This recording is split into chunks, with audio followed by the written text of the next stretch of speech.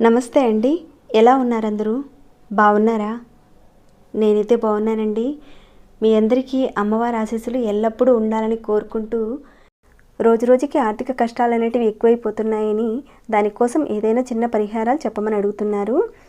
అలానే కొందరు మేమైతే పెద్ద పెద్ద పరిహారాలు చేయలేమండి, చేసుకోలేకపోతున్నాము, అలానే మాకు చేసుకునేంత డబ్బు కూడా లేదండి, అంత ఆర్థిక స్తోమత లేదండి, బయటికి వెళ్ళి చేసుకునే పరిహారాలు కాకుండా ఇంట్లోనే చేసుకునే పరిహారాలు ఏమైనా ఉంటే చెప్పమని అడిగారు. వారందరి కోసం అద్భుతమైన ఒక పరిహారాన్ని అయితే ఇక్కడ నేను తెలియజేస్తాను మీకు.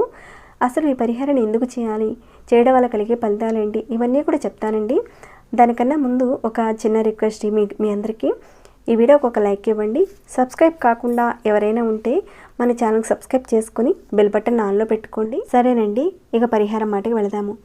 ఈ పరిహారాన్ని మీరు చేసుకోవడం వల్ల జీవితాంతం ఆర్థిక సమస్యలు అనేవి తలెత్తవని మన శాస్త్రం అయితే చెప్తుంది. చాలా చిన్న పరిహారం ఇది. ఇక పరిహారానికి కావాల్సింది మనకి వెంకటేశ్వర స్వామి యొక్క ఫోటో కావాలండి.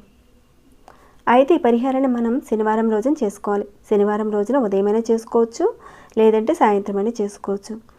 ఈ విధానాన్ని మీరు ప్రతిరోజు చేసినా చేయకపోయినా కానీ శనివారం రోజున మాత్రం ఖచ్చితంగా ఆచరించాలండి. మీ దగ్గర ఉన్న కుందుల్లో, అంటే అది మట్టి ప్రమిదలు కానివ్వండి, లేదంటే వెండి కుందుల్లో కానివ్వండి, లేదా ఇత్తడివైనా సరే ఏవైనా పర్వాలేదండి, ఒక 2 కుందులు కానీ లేదంటే ఒక 2 ప్రమిదలు కానీ తీసుకోండి. ఇక వెంకటేశ్వర స్వామి వారి యొక్క పటానికి అటువైపు ఇటువైపు ఆ కుందులు పెట్టండి. ఒక కుందిలో 2 ఒత్తులు, ఇక్కడ చూపిస్తున్నాను కదండి, 2 ఒత్తులు కలిపి ఒక ఒత్తి కాదండి, ఒక ఒత్తి చొప్పున ఒక ప్రమిదలో 2 ఒత్తులు వేసుకోవాలి.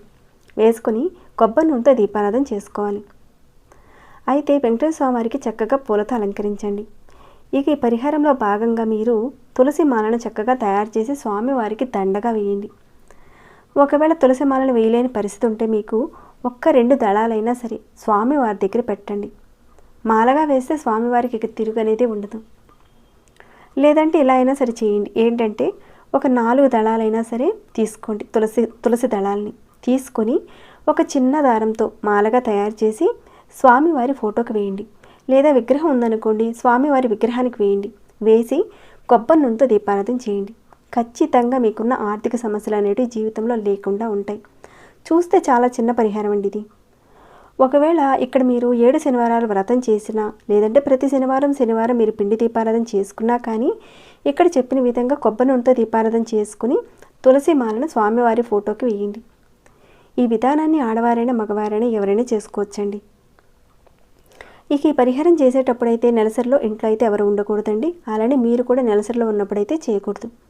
మీరు ఉదయం చేసుకోవచ్చు, లేదంటే సాయంత్రమైనా సరే చేసుకోవచ్చండి. సాయంత్రం చేసుకునేటప్పుడు మీరు 9 గంటల లోపుగా ఈ పరిహారాన్ని ముగించాలి. అంటే 6 గంటలకు చేసుకోవచ్చు, 7 గంటలకైనా చేసుకోవచ్చండి. 9 గంటల లోపుగా ఈ పరిహారాన్ని చేసుకోవాలన్నమాట. ఈ విధంగా దీపారాధన చేసుకుని తులసి మాలను వేయడం అనేది.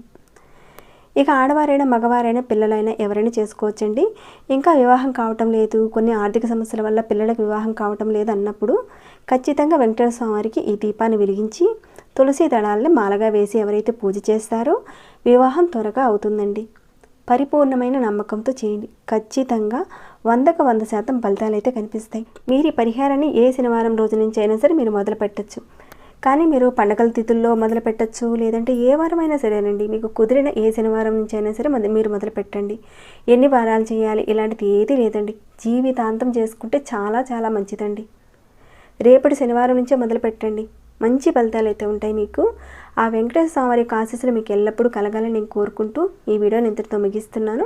ఇంకేమైనా డౌట్స్ ఉంటే అడగండి, తప్పకుండా రిప్లై ఇస్తాను. ఇంకా మీకు ఎలా అనిపించింది ఏంటి అనేది కూడా నాకు కామెంట్స్ రూపంలో నాకు తెలియచేయండి. లైక్ చేయకుండా ఉంటే లైక్ చేయండి. సబ్స్క్రైబ్ కాని వాళ్ళు సబ్స్క్రైబ్ చేసుకుని మన ఛానల్లో ఉన్న వీడియోస్ని డైలీ వాచ్ చేస్తూ ఉండండి. మరొక భక్తి వీడియోలో మళ్ళీ మిమ్మల్ని కలుసుకుంటాను. అంతవరకు సెలవు.